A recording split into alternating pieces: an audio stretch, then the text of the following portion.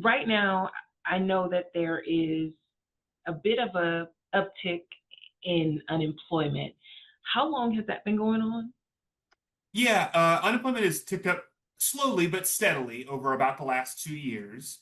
And to put it in context, it's important to note our current unemployment rate in Lane County is about 4.8%, which is higher than it was a year or two ago, but is still below, say, our 20-year average if we look over the entire course of that time. So rising slightly, but below where we typically are on any given month in the last 20 years.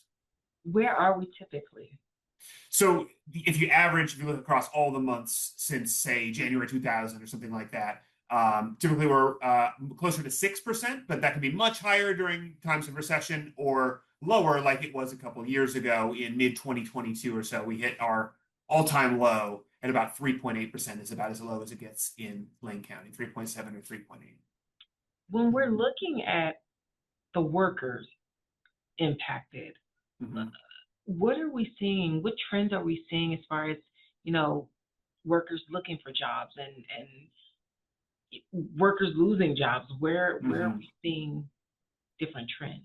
Yes, so unemployment is just one way to look at how well the labor market is functioning, how easy it is to find jobs, and it represents what the average worker is going through if they're currently looking for work and unable to find it. But a couple of things are kind of important, meaning there can be some differences in how long it takes somebody to find a job. We're seeing that number increase slightly.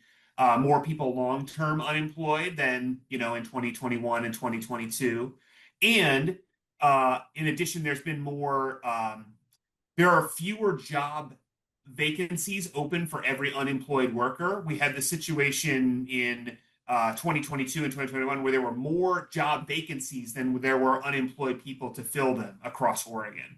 And that number is now it's about 2 to 1. There's about two unemployed workers for every job vacancy. So That more vacancies compared to people to employ, was that directly related to COVID?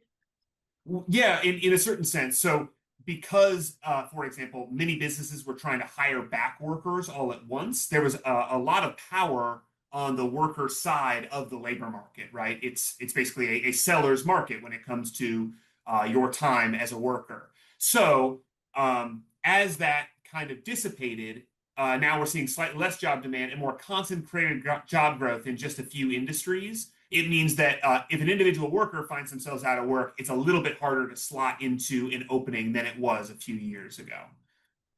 Now, Brian Rooney told me that for the most part, most industries have been impacted by this rise in Hmm. unemployment. It's healthcare that the Hmm. most prominent or prosperous, I should say, right? Yes, yeah. Yeah, healthcare continues to be the industry that year over year is adding jobs. Other industries are down over the year or stable.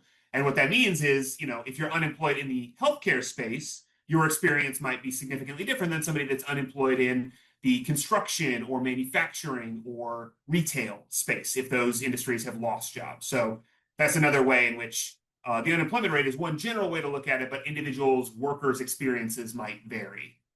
You mentioned that the time it takes to find a job is different now. What Right. is the difference now?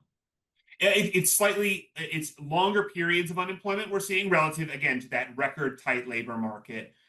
Still not to the extent that there are no opportunities available. It just takes longer for workers to enter a career. Another example of that is people that are new to the labor force may take longer to find their first role, right? If you're just graduating from college, just graduating from high school and looking for a job, that is less likely to be immediately able to find that opportunity than people were just a few years ago.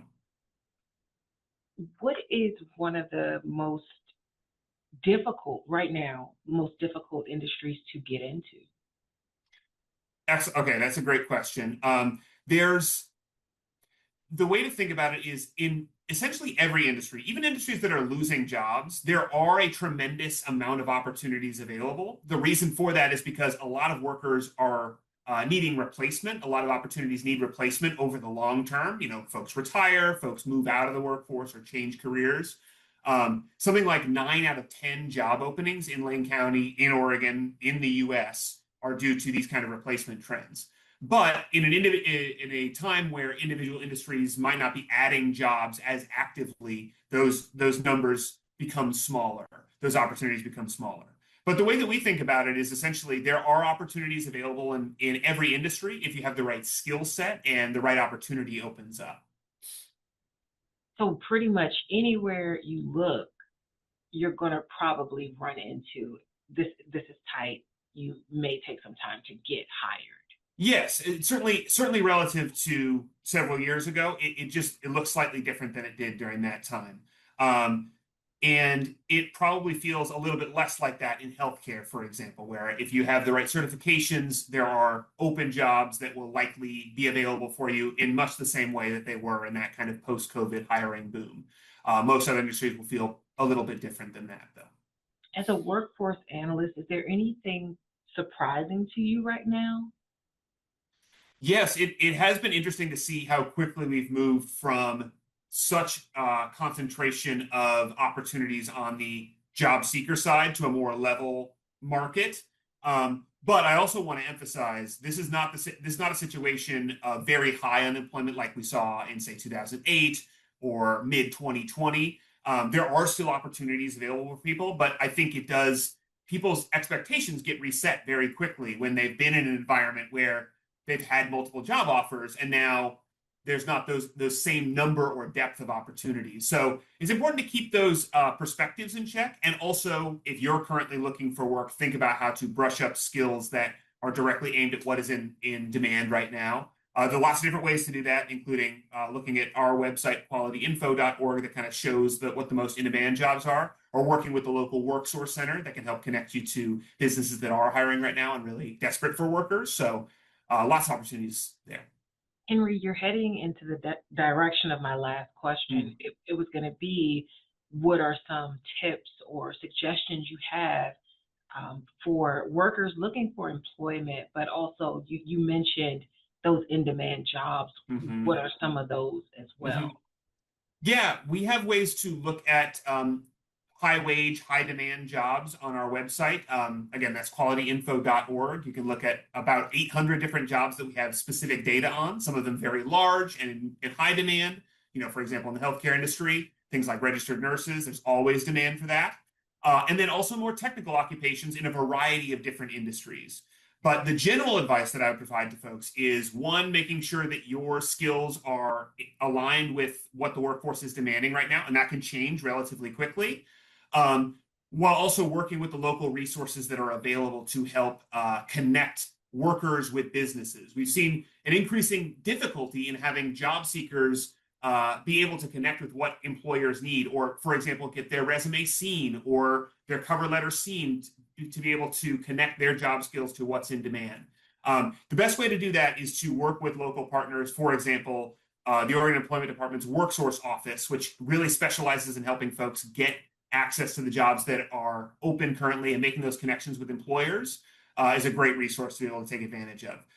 Being able to utilize those resources is what allows people to upgrade those skills in a time where it's a little bit more difficult than it was just a short while ago.